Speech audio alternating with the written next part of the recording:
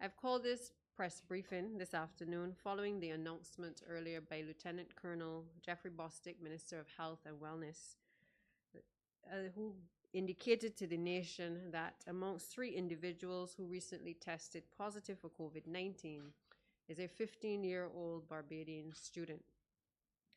Joining me at this briefing is Chief Education Officer Acting Ms. Joy Adamson, Mrs. Betty Aline Headley, Permanent Secretary in the Ministry, Dr. Wendy Lewis, the Principal Acting of Ellerslie Secondary School, Lieutenant Colonel Errol Brathwaite, outgoing Principal of the Ellerslie Secondary School, and also joining later will be Mary Redmond, President of the BSTU, and Mr. Herbert Gittins, General Secretary of the Barbados Union of Teachers, and Dr. Kenneth George, Chief Medical Officer. I would also have had the opportunity to speak to and to brief Mr. Akani McDowell of the NUPW. And we are here this afternoon really to speak to the public about the announcement that was made earlier. The student is a 5th form student of the Ellerslie Secondary School, and from all reports thus far received, she is doing well. I would want, on behalf of the Ministry of Education, to wish her a speedy recovery, as I'm sure she's anxious to return to school as quickly as possible. I would also want to extend best wishes to her family as well, because I know that they too have been affected by COVID-19 at this point in time. Earlier today, we met with Ministry of Health officials and the Minister of Health and Wellness, who updated us on the details of the recent cases. They updated us on the efforts at contact tracing and the measures which we must now put in place in order to ensure the safety of our students and teachers at the Ellerslie Secondary School while investigations continue. While I am confident that the Ministry of Health and Wellness will be able to wrestle this situation to the ground, as they have done in all other cases to date, which have required their intervention, the Ministry of Education, after consultation with the union representatives, has agreed to the temporary closure of the Ellerslie Secondary School for a period of 14 days from tomorrow, the 5th of October, and the classes will therefore resume on the 19th of October. During this time, we are asking all parents, students, and teachers to cooperate fully with the Ministry of Health officials as they continue to do contact tracing.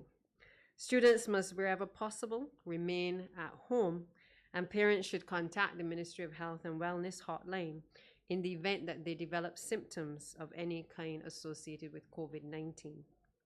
Any student or member of staff who may wish also to be tested, who may not have come into contact with the young lady, will obviously not be refused at this stage.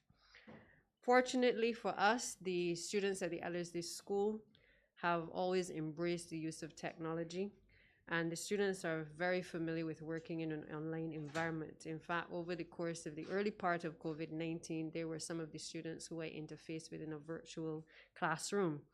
And our reports to date indicate that there are just over 100 students at the school whom it has been reported are not in possession of a device, and whom we are making best efforts to ensure that they are provided with such devices to be able to continue to be able to educate themselves over the course of the next 2 weeks. It is also our intention to thoroughly clean the school plant before the return to school, and that cleaning will start from this week, but will continue to ensure, under the guidance of the Ministry of Health and Wellness, that everything is in place prior to the reopening of school.